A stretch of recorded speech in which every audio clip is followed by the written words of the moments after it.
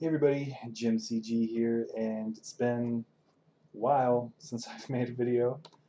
I wanted to do another, um, I guess it's more of a sculpting demo than a tutorial this time. I think I kind of went over a bunch of stuff in the last one. I don't know how well that went over. So this time I just want to sort of show how I go about sculpting a head and yeah, just kind of the steps and how I start from the ball or whatever I'm starting with to the final head. So one thing that I like to have, just so I can look at it, is something like this, a planar head example. You know, I can kind of see all of the major planes of the head that make it the shape that it is. And it's amazing how, you know, sculpting with this, the difference it makes, as opposed to, you know, just how lifelike or realistic the heads that I sculpt are, because I'll go for, you know, this brow shape here and try and have light hit the face right here. I don't know if you can see that. Right here, yeah, just having the light do exactly as you see it here in your sculpts kind of really helps sell it as a human face. Yeah, so let us get this back into position, and I think I'll go over real quick the brushes that I'm using a lot. Let's see, sculpting mode, and I'm going to turn on dynamic topology. So the standard brush, this is I don't want to say my most used, but probably my second most used brush. So, you know, just kind of gives you a nice shape, a nice line, kind of. You can, just like it says, it's a draw brush. So you can kind of draw in features. You can, or even just try to design the shape of the muscles and stuff like that. And this is the brush to use. It can also, if you hold Control, cut in to shapes, which is really good. So you can, like, let's really shrink this down. You know, if you want to just cut into the shape, you know, to maybe pull out a muscle or accentuate the corner of the mouth or something, you can use this to kind of really dig in to your model, and the higher res, the better it's going to look. So like that's probably, I want to say, probably my number 2 brush. Yeah. No. Yeah. It's probably my number 2 brush. My number 1 brush, which I probably should have started with, is the grab brush. So let's make that bigger, and you know, I'm going to be using this a ton in the beginning just to shape the head, the low poly head, and to get it as close as I can with the resolution that I have to the shape I want. You'll notice that even with dynamic topology enabled, this really isn't adding any geometry at all. It kind of just moves what's there. I think it's the only tool that does that. Every other tool will add geometry in dynamic topology mode to achieve whatever, you know, you're going for, but this one will not, which is a good thing, I think, because I don't want to add geometry, you know, right now. I'm just kind of like shaping and moving and doing weird stuff. I don't know what this is. It's just a weird shape. Okay, the next brush, I guess my number 3 brush, the clay brush. So this is going to help me build up form, you know, and it's a really gradual change. Like you wanna, maybe you wanna make the nose a little bit bigger, or The cheek, you want to just sort of build up the cheek just a bit. The clay is really good for that. See, it's kind of, I didn't really intend to, but it really smoothed out the shape and added a ton of geometry. So this is like my number 3 brush. And you'll notice in the demo that I am kind of going 1 to 2 to 3, and I'm going to switch between those a lot throughout my entire sculpts, but these are like my top 3. My number 4 brush is going to be crease. So like we were talking about the mouth, so there's actually a couple ways to go over that. Make that smaller, and we'll just cut in here like that. It's really kind of cutting in that shape. And then we can go change over to the clay brush, or using C is the shortcut for that. Kind of just bring this out.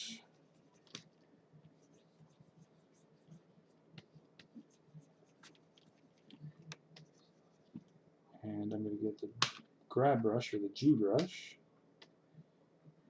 Pull that up. Pull this back.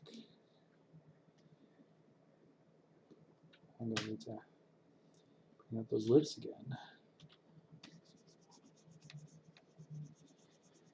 That's go back to the grab brush. Kind of just pull this up. Pull that down. Oh, another thing with the grab brush, if you hold Alt, or no, Control, you can kind of go along the normal. You can pull out, or push in. And it's kind of weird, like right now, based on this camera and how I have it, going up pushes in and going down pulls out. But it's never consistent that way. You'll find that you're at this other angle and you have to go like sideways. I don't know, it's weird. I don't use it that much, but sometimes it's kind of nice to use. And let's grab the draw brush. I don't actually know what the shortcut for that is. Oh, I think it's X. Is it X?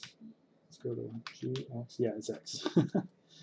So hold Control, kind of cut in there so we get that. Oops, too much. You can play with the strength up here or over here. So you've got a couple of places to sort of mess with that as you need. Yeah, so that's my number 3 brush, crease. Oh wow, that lip is really jutting out. But anyway, and then I guess maybe smooth is probably higher up on the list, but smooth is another one I use a lot. Obviously, I never have to really select it. You can just hold Shift and then smooth goes right there.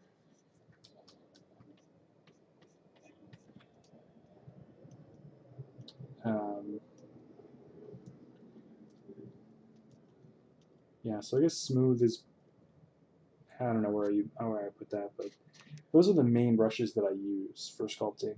I mean, there's lots of other brushes you see, and I'll use pinch from time to time. Pinch is probably like number 6 or 7. Oh, and the snake hook. That's probably like the least important. I'm not going to be the last one I use, but you'll see I'll use it to pull the neck out when I'm just shaping the head and I want to start with the neck. I will sort of pull that out with the snake hook tool. So that works like this. And see, I zoomed out and destroyed the mouth, so let's undo that. I kind of like that mouth. There we go. So it kind of just pulls out geometry like that. And this definitely will add a ton of topology. I don't even think it works that well unless you have dynamic topology on. Otherwise, it's going to try and stretch all this geometry. This is really kind of weird looking and cool at the same time. I like this. It's like a mouth with antlers and some shark bits, whatever that. Yeah. Anyway, yeah. So that was just a quick demo of the brushes I use, and then let's jump into uh, setting up the head to sculpt and everything. All right. Oh, so some little things I forgot. Little addendum. To raise and lower your brush size, you can just hit F, the F key, and then it lets you kind of size it, and then you just tap and it will finalize that. Or just like in Photoshop, you can use the brackets. So, you know, the open back bracket makes the brush smaller, and the close bracket makes it bigger. So those are two things. And then also, for dynamic topology, we were using relative detail, and normally I will sculpt with constants, but just for the demo it was fine. And I will probably go over that in more detail while I'm sculpting. Yeah, so that is a quick little addendum, some stuff I forgot. There might be more of these.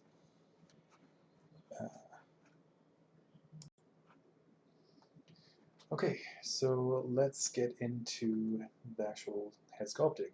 So we'll start with our cube, let's delete that, and we'll add in a UV sphere.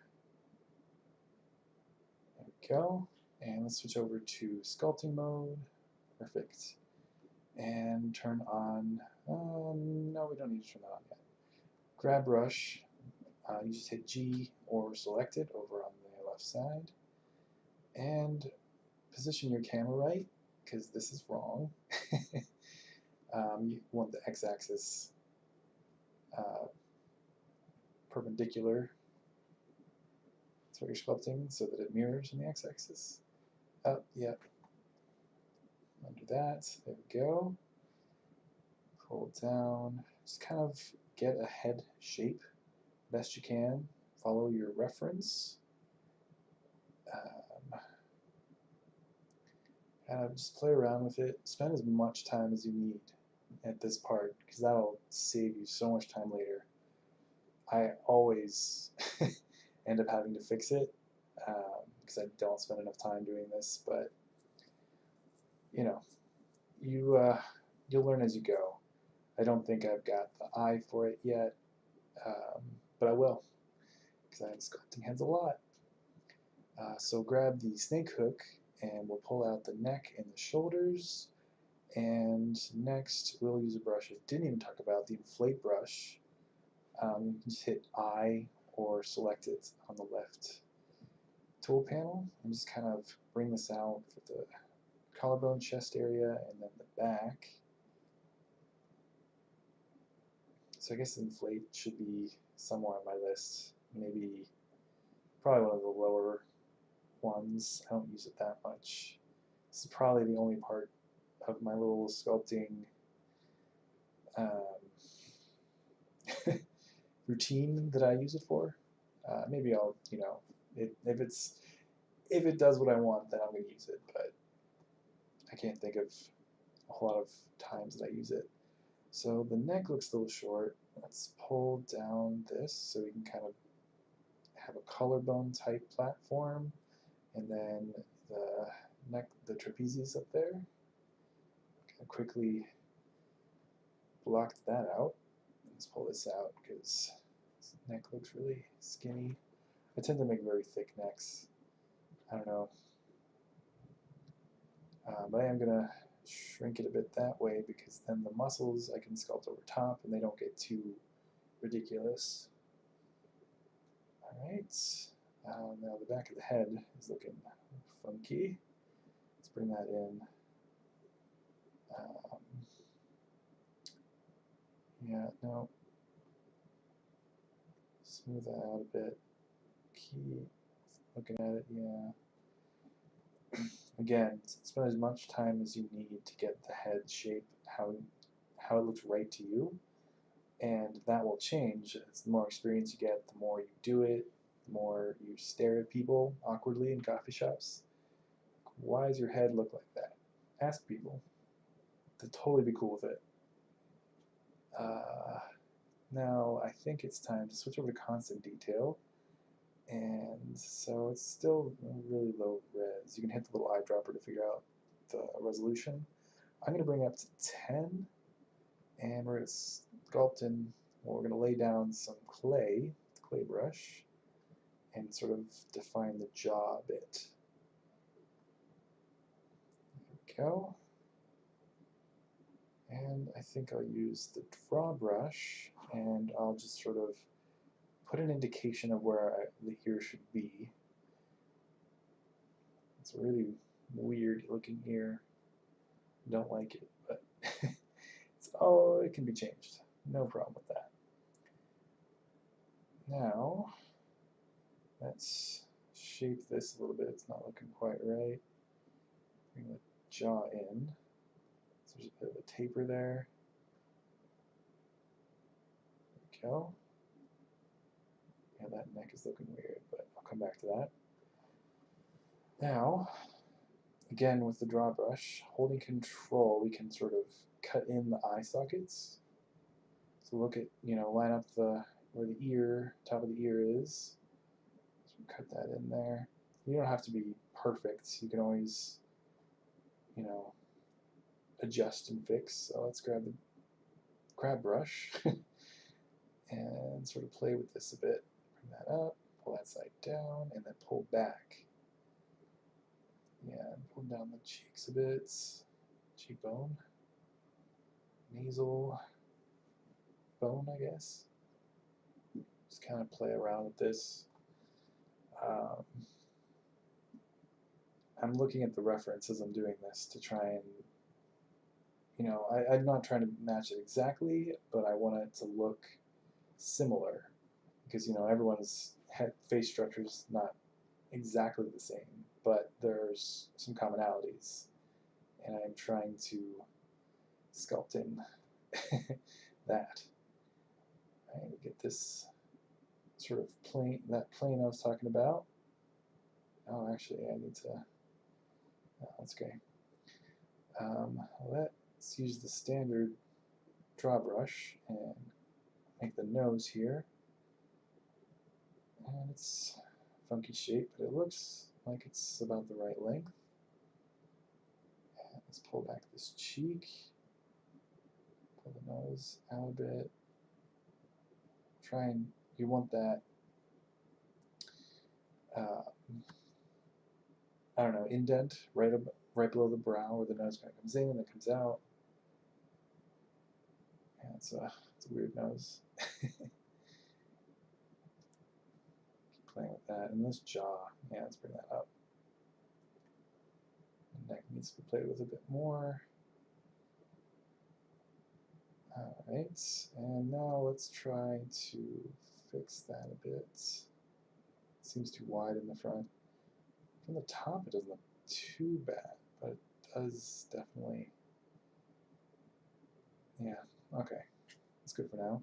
Let's sculpt in, or sort of make the mouth part. I don't know, what is that, the muzzle? Yeah. Sculpt the cheeks a bit.